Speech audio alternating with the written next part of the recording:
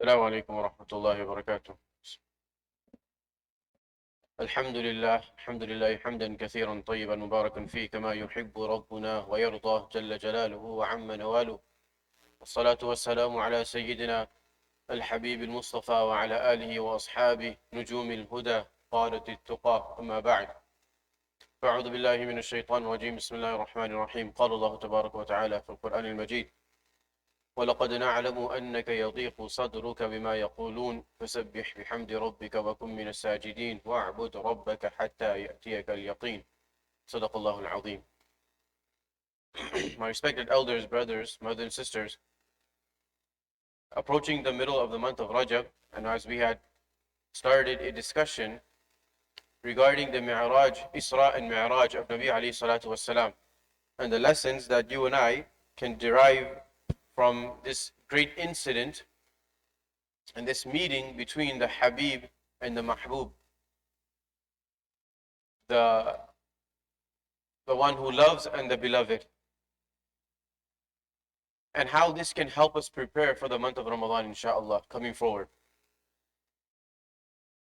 Today I'd like to focus, inshaAllah, on another aspect of this very same blessed journey of Nabi alayhi salatu wassalam. And I'd like to take a step back from the actual event and focus and remind ourselves as to when and why Allah subhanahu wa ta'ala invited Nabi alayhi salatu wasalam for this journey. There are many people today, even today, of course, there are many people who are going through a lot of hardships in life. A lot of hardship. Maybe they may be financially struggling. Some people may be facing problems at home with their family life, with their spouse, or perhaps with children, the difficulty in raising children today. And some people are facing, or some people are dealing with mental challenges. There are a lot of people who are disturbed in the world today. Everybody is disturbed. But the level of disturbance that you and I face in comparison to the difficulties and challenges that Nabi alayhi salatu wasalam faced is nothing. Is nothing. The fact of the matter is, the stronger my conviction, the stronger your conviction is in Allah subhanahu wa ta'ala, the stronger you and I will be emotionally, physically, and the more courage we will have to face the challenges that you and I are facing today. And this is a fact. The stronger our bond with Allah subhanahu wa ta'ala, the easier our difficulties will become. And again, I'm reminding ourselves that the difficulties you and I face today are nothing compared to the challenges and the difficulties that Nabi alayhi salatu wasalam faced. The Sahaba radiyallahu anhum faced. I quoted an ayah of the Quran in the beginning in the khutbah. Allah subhanahu wa ta'ala says to Nabi alayhi salatu wasalam, indeed we are aware, we have knowledge of the fact that them taunting you, them criticizing you, them throwing words of slur at you, it causes you pain and difficulty. And Allah subhanahu wa ta'ala is trying to console Nabi alayhi salatu wasalam, saying that we are aware of this. Don't you worry, O my beloved. I am aware of what you are going through in life. And this is precisely what Nabi alayhi salatu wasalam was facing or was dealing with prior to this blessed journey. So the scholars of hadith and tafsir will, meaning there's a difference of opinion as to when exactly this journey took place. To cut it short, a summary or a more accepted opinion is that this happened after the incident of Taif. Now let's take a step back prior to that as well. In the life of Nabi alayhi salatu wasalam, he had lost his father before he was born. Nabi alayhi salatu wasalam lost his mother at a very young age, by the age of 6. A couple of years later, he lost his grandfather. The pillars of support in life were lost at a very, very young age, at a very tender age. Nabi alayhi salatu wasalam did not have the strength of his parents with him while he went through this journey of nubuwwah and prophethood. He had lost them at a very young age. He lost his grandfather at a very young age. Thereafter, the fatherly figure or the guardian over him, we could say, was his uncle Abu Talib. Few years after nubuwwah, When Nabi alayhi salatu wasalam was facing this difficulty and the kuffar were after him and they were attacking him and slandering him, he had a support in the form of his uncle Abu Talib, who stood by his side despite the fact that he had not accepted Islam. He had not accepted Islam, but he pledged his support for his nephew Muhammadur Rasulullah sallallahu alaihi wasallam. And he promised him and he said, so long as I am alive, I will not let any harm touch you, as much as in my control. So he had the support of his uncle. And along with the support of his uncle, he had a very, very emotionally strong, financially strong, and courageous wife in Khadijatul Kubra radiyallahu anha. Another form of support. Again, let us take a look into our lives. Those who have this support at home know how valuable this support is. To have a spouse, to have a partner who encourages you, who supports you, and who lends a hand to you when you are in need of this support. And Khadija radiallahu anha was exactly this, and perhaps even far greater than this. She was much more than this. Which is why Nabi alayhi salatu wasalam would often remember her. And Aisha radiallahu anha once asked Nabi alayhi salatu wasalam, and she said, she indirectly asked Nabi alayhi salatu wasalam, that Khadija radiallahu anha passed away a long time ago. She was elderly. I am young, I am before you. Are you still going to continue remembering her? And Nabi alayhi salatu wasalam responded and said, Ya Aisha, Khadija was Khadija. Khadija was Khadija. Nabi alayhi salatu wasalam realized, valued, recognized, and appreciated the support that he received from his wife Khadija radiallahu anha. It came a point where Nabi alayhi salatu wasalam lost his uncle, and sometime later also lost his wife. This was a very, very, very emotional time for Nabi alayhi salatu wasalam. Again, I'm reminding you and I, the challenges that you and I face in life compared to the challenges of Nabi alayhi salatu wasalam. So Nabi alayhi salatu wasalam did not have the support of his parents, did not have the support of his grandfather, had the support of his uncle who is now lost, had support of his beloved wife who has also passed. Now Nabi alayhi salatu wasalam turned his focus, his direction of da'wah towards a town by the name of Ta'if. The people of Makkah had refused, and Nabi alayhi salatu wasalam thought to himself, perhaps if these elders in this community accept Islam, this would strengthen Islam, and inshallah this will be a means of Islam flourishing. So Nabi alayhi salatu wasalam diverted his attention towards the people of Ta'if. And he sets out with his adopted son, Zayd radiallahu anhu. And they're walking and they go to the town, and Nabi alayhi salatu wasalam intends on meeting the elders of the community first. The response that he anticipated was not the response that he received. Rather, he was driven out, and he was driven out in a very, very harsh manner. Very harsh manner. To the extent that Nabi alayhi salatu wasalam had blood flowing from his body, and his beloved, his blessed feet attached with his sandals due to the blood drying up. This was a state that Nabi alayhi salatu wasalam was in when he was driven out of his town. I'm cutting the incident very, very short. Now Nabi alayhi salatu wasalam is taken out. He is in this very, very extremely emotional state. And Jibreel alayhi salatu wasalam comes, and he says to the Prophet of Allah sallallahu alayhi wasallam, he says, I have the angel of the mountains with me. If you were to command, this angel will take the two hills, the two mountains, which this Ta'if is situated in between, and they will crush the people. This angel is at your command. Nabi alayhi salatu wasalam said, no, I have been sent as mercy. They don't accept today, perhaps the children will accept tomorrow. Then Nabi alayhi salatu wasalam turned towards Allah subhanahu wa ta'ala, and he made this very famous dua and supplication. He poured his heart out to Allah subhanahu wa ta'ala. And he said to Allah subhanahu wa ta'ala, oh Allah, I only complain to you about my weakness. This is my weakness. I am not able to convey your message to the people. Them not accepting Islam is due to my weakness. Nabi alayhi salatu wasalam is pouring his heart out to Allah subhanahu wa ta'ala. My weakness, I don't have the means, I don't know the way to do the da'wah here. Perhaps their not accepting is due to my weakness. And then he asked Allah subhanahu wa ta'ala, oh Allah, if you are pleased with me, I have nothing to worry about. Who are you handing me over to? And then he makes dua to Allah subhanahu wa ta'ala, he supplicates for Allah subhanahu wa ta'ala for help, for assistance.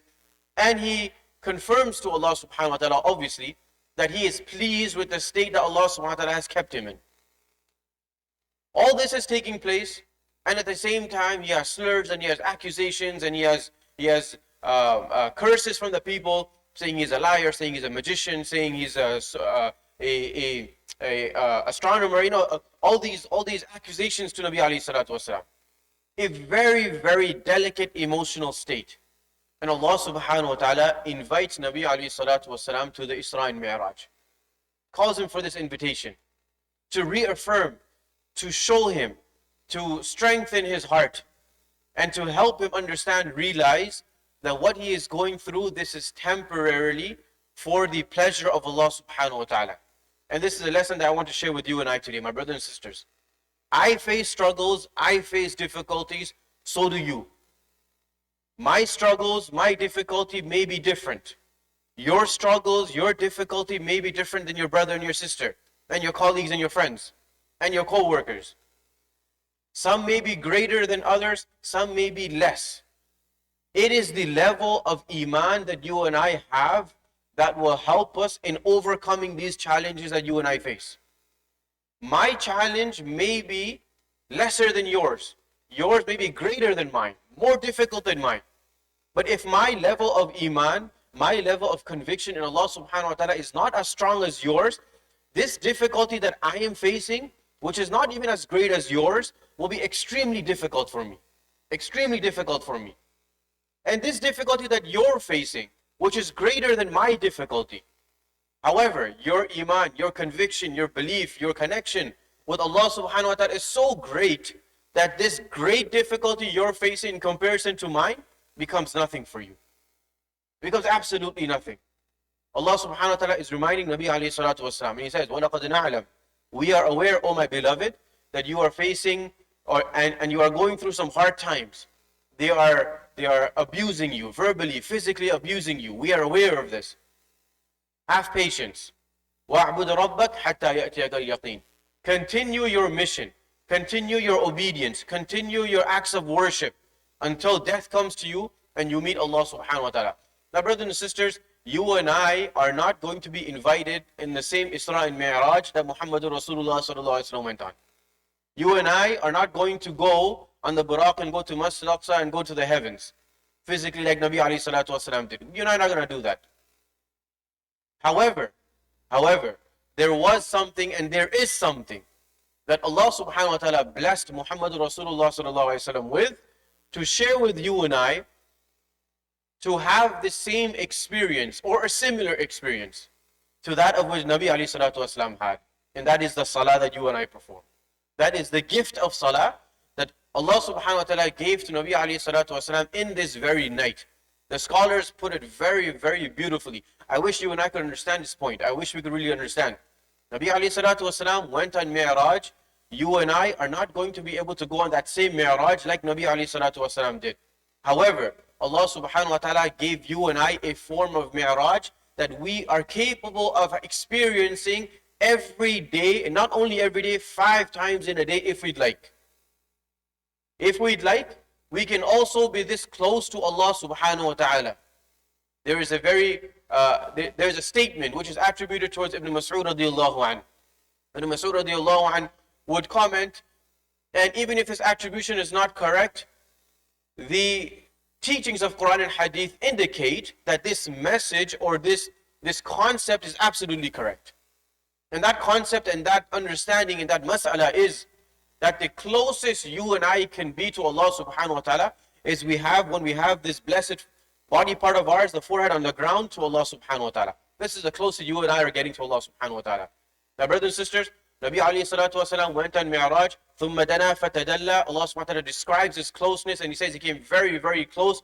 فَكَانَ قَابَ قَوْسَيْنِ أَوْ أَدْنَى. Perhaps even closer than the arrow. Perhaps even closer than that. Allah subhanahu wa ta'ala knows best. You and I can also experience this closeness with our Creator, with our Allah subhanahu wa ta'ala when you and I are in salah. May Allah subhanahu wa ta'ala allow us to face our challenges. May Allah subhanahu wa ta'ala give us the patience, the strength, and the understanding to strengthen ourselves, to further commit ourselves to Allah subhanahu wa ta'ala and to the obedience of Allah subhanahu wa ta'ala. May Allah subhanahu wa ta'ala also allow us to experience this closeness and this feeling of attachment and comfort that Allah subhanahu wa ta'ala shared with Nabi alayhi salatu wa salam. Jazakumullah wa akhir da'wana alhamdulillahi rabbil alameen. الحمد لله الذي عرج بنبيه صلى الله عليه وسلم إلى السماوات وأراه من آياته الباهرات، وأشهد أن لا إله إلا الله وحده لا شريك له رب البريات، وأشهد أن سيدنا ونبينا محمدا عبد الله ورسوله المؤيد بالمعجزات، فاللهم صل وسلم وبارك عليه وعلى آله وصحبه والتابعين. أما بعد، فأوصيكم عباد الله ونفسي بتقوى الله. قال تبارك وتعالى: فآمنوا بالله ورسله وإن تؤمنوا وتتقوا فلكم أجر عظيم. أيها المؤمنون، قال الله عز وجل: سبحان الذي أسرى بعبده ليلا من المسجد الحرام إلى المسجد الأقصى الذي باركنا حوله لنريه من آياتنا. ففي رحلة الإسراء والمعراج اطلع النبي صلى الله عليه وسلم على ملكوت السماوات ورأى من عجائب الآيات. قال سبحانه وتعالى: لقد رأى من آيات ربه الكبرى.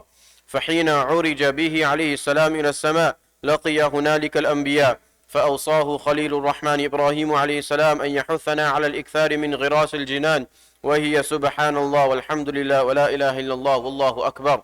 فما أيسره من ذكر وما أعظمه من أجر يحظى به من أكثر من هذه الكلمات وحافظ على الصلوات التي فرضها الله تعالى علينا في هذه الرحلة المباركة، وجعلها 5 في الأداء و50 في الثواب. فمن أقامها في أوقاتها واستزاد من نوافلها سبق إلى الجنات. فقد سمع النبي صلى الله عليه وسلم في الجنة ليلة أسري به صوتا خفيا، فقال: يا جبريل، ما هذا؟ قال: هذا بلال المؤذن. وكان بلال رضي الله عنه كلما توضأ في ساعة من ليل أو نهار صلى ما كتب الله له أن يصلي، فبذلك سبق إلى الجنة. فاللهم أكرمنا بالاقتداء بنبيك محمد صلى الله عليه وسلم، واجعلنا من أهل جنتك. أقول قولي هذا وأستغفر الله لي ولكم ولسائر المسلمين من كل ذنب فاستغفروه، إنه هو الغفور الرحيم.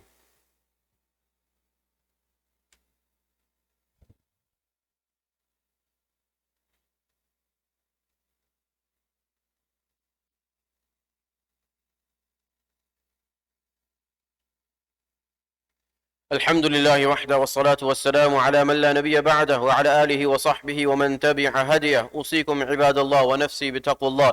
أيها المحبون لسيرة النبي صلى الله عليه وسلم، لقد كان رحلة الإسراء والمعراج معجزة باهرة ذكرها الله تعالى في كتابه، ووصف حال نبيه صلى الله عليه وسلم فيها بقوله: ما كذب الفؤاد ما رأى، وقوله عز وجل: ما زاغ البصر وما طغى. ولما أخبر النبي صلى الله عليه وسلم أصحابه رضي الله عنهم بما رأى فيها من آيات وما حصل له من معجزات، تجلى هنالك الإيمان الراسخ في قلوبهم واليقين الثابت في نفوسهم، فقدموا أروع الأمثلة في التصديق. فهذا أبو بكر الصديق رضي الله عنه لما جاءه نفر من قريش فقالوا: أو تصدقه أنه ذهب الليلة إلى بيت المقدس وجاء قبل أن يصبح؟ قال: نعم، إني لأصدقه فيما هو أبعد من ذلك، أصدقه بخبر السماء في غدوة أو روحة، فلذلك سمي أبو بكر الصديق. ونحن بما جاء به القرآن الكريم مؤمنون، وبما أخبر به النبي صلى الله عليه وسلم موقنون، وبإسرائه ومعراجه مصدقون. فاللهم اجعلنا برفقته عليه السلام من الفائزين، وللصلاة عليه من المكثرين، عملا بقولك في كتابك المبين: إن الله وملائكته يصلون على النبي يا أيها الذين آمنوا صلوا عليه وسلموا تسليما. فاللهم صل وسلم على سيدنا ونبينا محمد وعلى آله وصحبه أجمعين. وارض اللهم عن الخلفاء الراشدين المهديين أبي بكر وعمر وعثمان وعلي، وعن سائر الصحابة الأكرمين والتابعين لهم بإحسان إلى يوم الدين. اللهم ارحم المسلمين والمسلمات الأحياء منهم والأموات. اللهم يا سميع الدعاء ارفع عنا الوباء وادفع عنا البلاء، وعافنا من كل داء، وامن على جميع المرضى بالشفاء، واحفظ أسرنا ومجتمعنا، وأدم العافية علينا وعلى سكان العالم من حولنا. عباد الله رحمكم الله، إن الله يأمر بالعدل والإحسان وإيتاء ذي القربى، وينهى عن الفحشاء والمنكر والبغي، يعظكم لعلكم تذكرون. اذكروا الله تعالى يذكركم، وادعوه يستجب لكم، ولذكر الله تعالى أكبر، والله يعلم ما تصنعون. أقيموا الصلاة.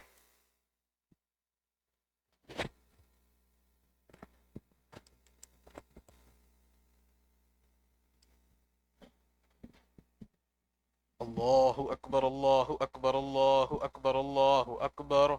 أشهد أن لا إله إلا الله، أشهد أن لا إله إلا الله، أشهد أن محمد رسول الله، أشهد أن محمد رسول الله.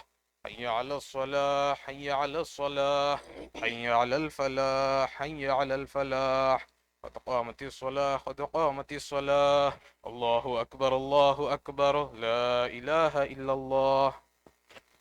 So, اعتدلوا, please make sure the lines are straight, no gaps in between. If there's any gap in front of you, please fill it up.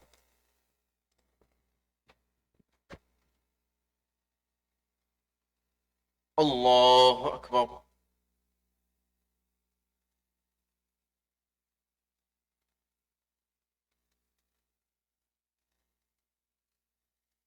الحمد لله رب العالمين الرحمن الرحيم مالك يوم الدين إياك نعبد وإياك نستعين اهدنا الصراط المستقيم صراط الذين أنعمت عليهم غير المغضوب عليهم ولا الضالين.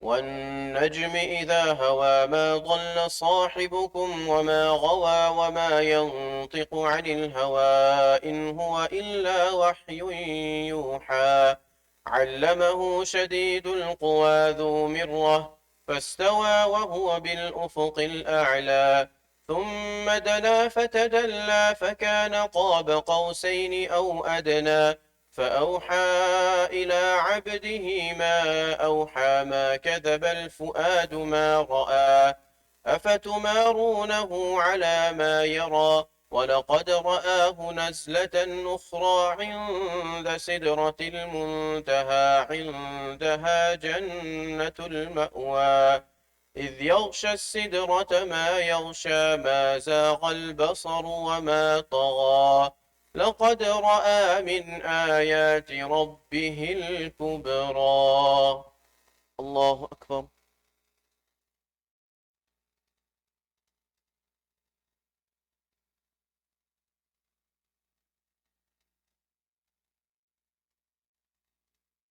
سمع الله لمن حمده.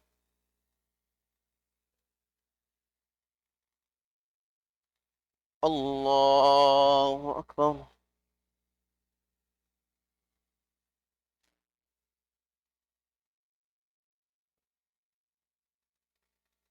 الله أكبر. الله أكبر.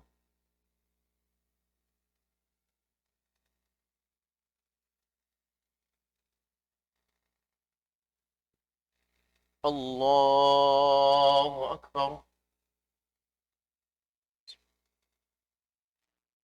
الحمد لله رب العالمين الرحمن الرحيم مالك يوم الدين إياك نعبد وإياك نستعين اهدنا الصراط المستقيم صراط الذين أنعمت عليهم غير المغضوب عليهم ولا الضالين.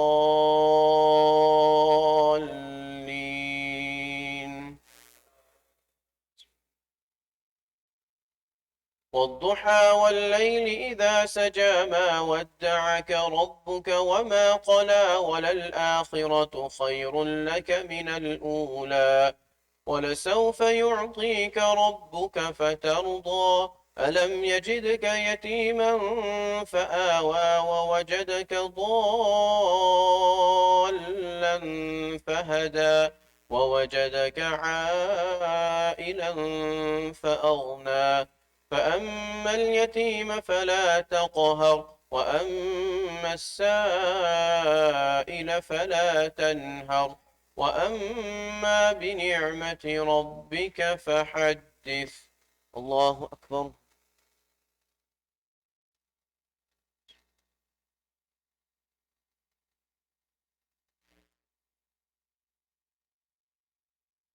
سمع الله لمن حمده.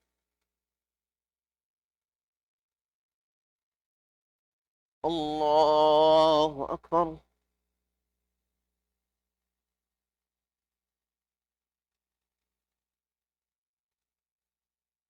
الله أكبر. الله أكبر.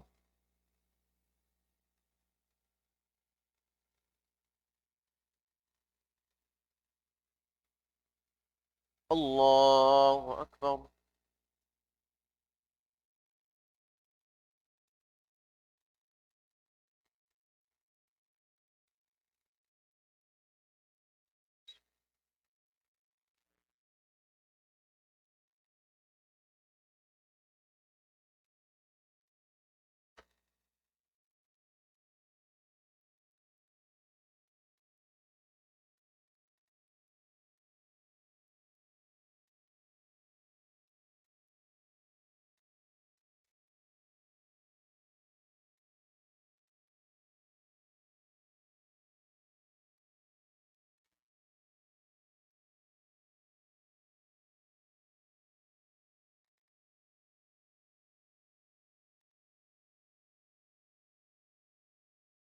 السلام عليكم ورحمة الله. السلام عليكم ورحمة الله.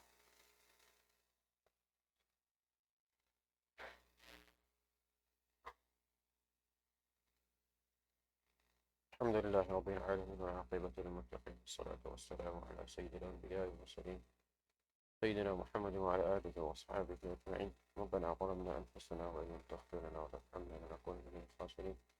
ربنا اغفر لنا ذنوبنا وإسرافنا في أمرنا وثبت أقدامنا وانصرنا على القوم الكافرين.